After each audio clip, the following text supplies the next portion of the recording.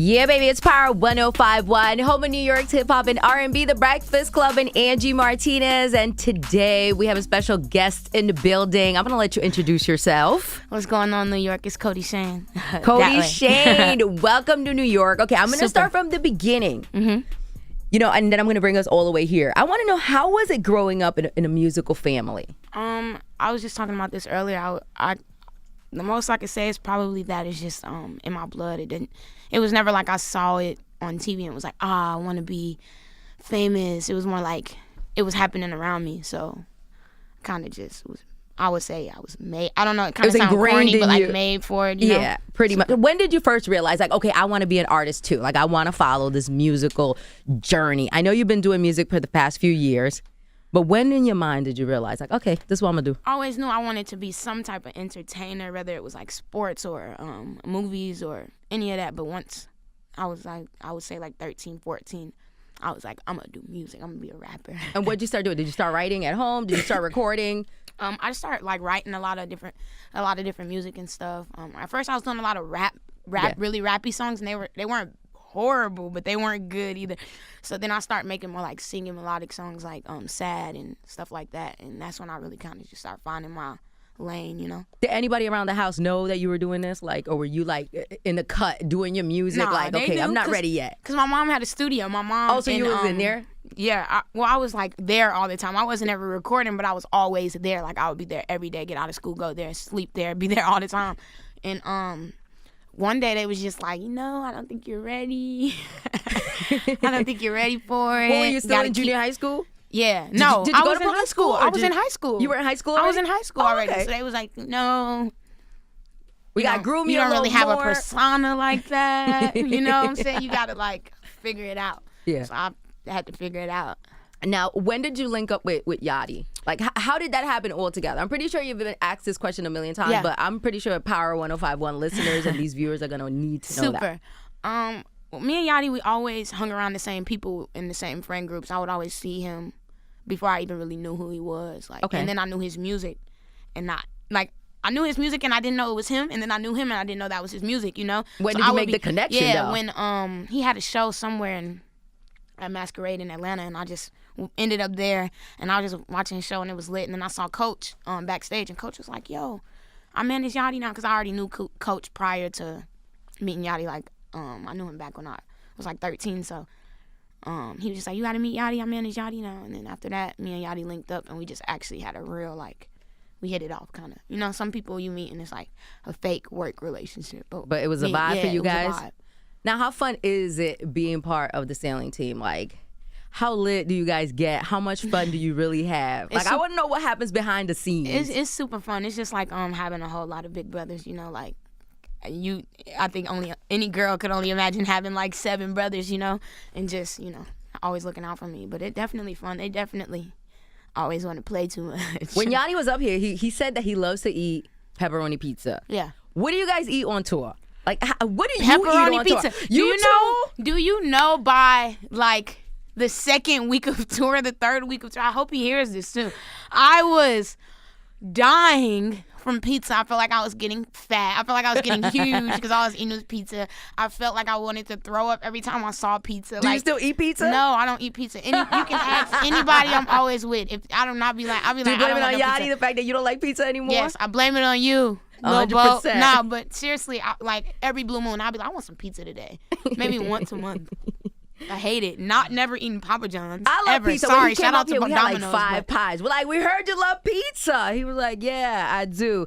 That's dope that you're actually out on the road and you're working with them. Like, being a female, like being out on the road, do you feel more pressure, like, when you go out on that stage? Like, I definitely got to show out. Like, they're not going to say I'm taking any type of else because I'm the only girl. That's how I was the first tour. I was feeling like, go hard. But I always do that. Like, no matter what stage I get on, I'm always going to feel like that. Like, I got to go crazy. But it's definitely a lot of pressure because you're the only girl. So it's like, you got to be able to run with the boys or you can't run. Nah, most definitely. Now, there's also a lot of pressure right now with music and music serving some type of social purpose. Do you feel like you're going to be doing that with your music? Like, are you going to be speaking out for a particular community or a particular cause throughout your music? Yeah, I definitely want to try. I'm not necessarily like every time I make a song trying to speak for certain people, but I definitely hope that my music I definitely want people to be able to listen to my music and be like, wow, she gets me, or wow, she understands it. You know what I'm saying? But I'm not like, I'm about to make music for these people. You don't have an agenda per se. I don't have an agenda, but your music is more like you want to feel like people, whatever they're going through, maybe you're helping them through that. I want them to be able to get it, and I definitely want to be able to be a voice for the youth, for the younger kids. It's like, I can do whatever I want, like Kodie, you know? Nah, you're definitely out here doing it, and I personally feel like it happened so fast. Like, I'm looking at your sheet, and it's like, okay, she dropped this song here, and now we're here. Right. Like, let's say, like, Lil WeezyAna. You're going to be on going stage. Crazy. Do you know Gucci, I can't wait? Lil Wayne. How did that even happen? I don't even know. But when my mom told me, I was like, yeah. Like, that's huge. Because that's fine. Lil Wayne is probably the only rapper I would meet and be like a little stuck with. It's about to happen. I know. It's about to happen. I can't be stuck, though. You can't. I got to just be like, because you're going to miss your moment. You one of them now. It's like, hey, fist bump real quick. Yeah. Now, the XXL cover just recently came out. Super. Shout out to XXL. Is that something that you aspire to get? I don't think Drake ever did it.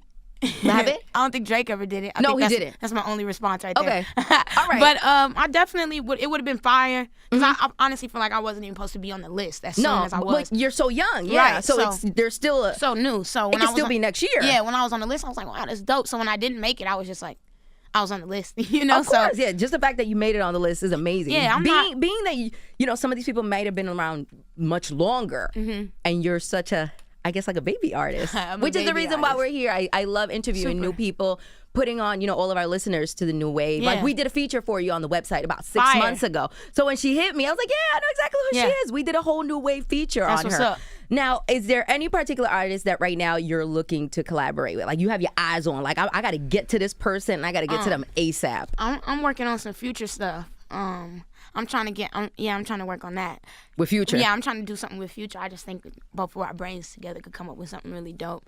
But for the new stuff that I got coming out, I'm not doing no features. I want to really, I want to like be like, yo, she's fire. You know what I'm saying? Because once you do features, they like, oh yeah, but it wouldn't have been fire without so and so. You feel me? So you're gonna do one feature. You're not gonna do a DJ Khaled album with 22 features. You know, like one feature will be not doing that. But shout out to Khaled because he's the GOAT. He's killing it. That album's like #1, like week after week. I didn't even realize how many hits he was a part of until I went to his show, and I was like, wow, he does everything. He has all my favorite songs. He did. Nah, he definitely puts in that work. Now, speaking of shows, your upcoming tour. Super, the Teenage Emotion tour. I'm really excited about that. That's gonna be crazy because like we already know, we went on tour once, so we know the skeleton. I would say the outline of how it's gonna be, and now we just get to take advantage of more moments. You know what I'm saying? Because like probably just be like you know, kind of nervous, you know, just now you're kind of like broken into it. Lit. We know it's lit. Who are you bringing on tour with you?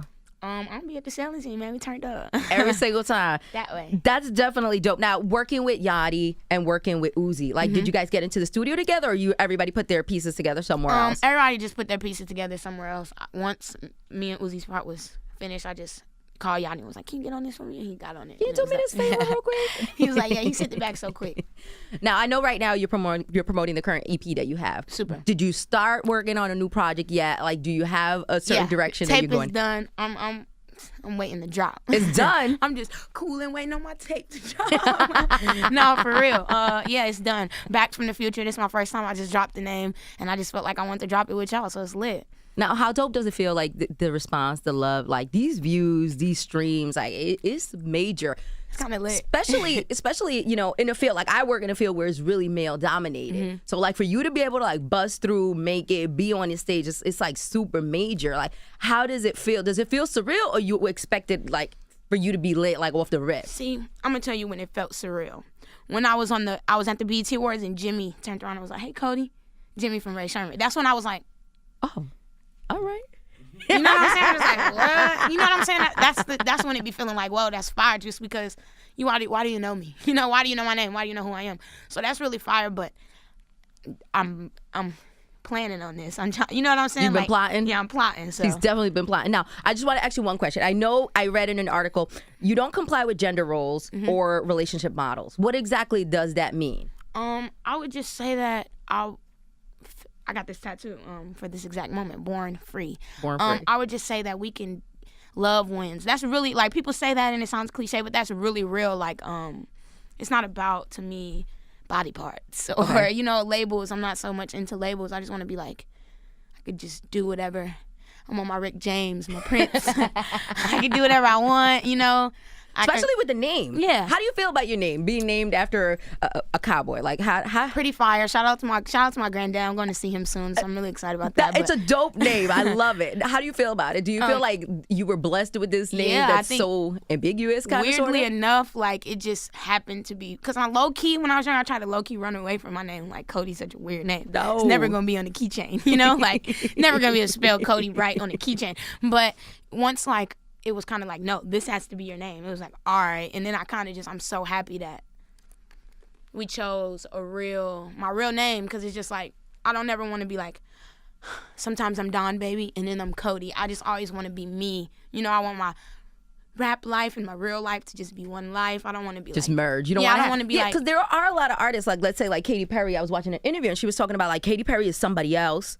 And then when I go home, I'm somebody else. And it was just such a weird situation because I'm like, okay, how can you even live like that? Yeah, so it's dope that you're actually merging the two and just existing as one. Yeah, I just want to exist as one. That's a good one. And that's a dope. Yeah. That's definitely dope. But right now, it's dope that you're out here, but we definitely need more female presence. Yeah. Is there any one particular piece of advice that you can give to females in the industry as far as like, you can bust through this way? Yeah. Like with radio, it's very male driven, whether it be a jock, a DJ, a producer. Or even radio personalities. Anything is very male driven. But some of us figure out how to get in through the back door. Right. How do you get in through the back door when you're a female artist, man? It's the type of like anything girls can do, anything a boy can do. Like I just feel like that's why we're so, I don't know if I can do it because it's like, can a girl do everything a boy can do? A girl can pretty much, anything you can do, I can do better is how I feel. So just gotta not be scared. Just gotta be free and just be like, be nice and yourself. fearless. Yeah, nice and fearless. I love that. I love that. Now, where can people find you? Social media,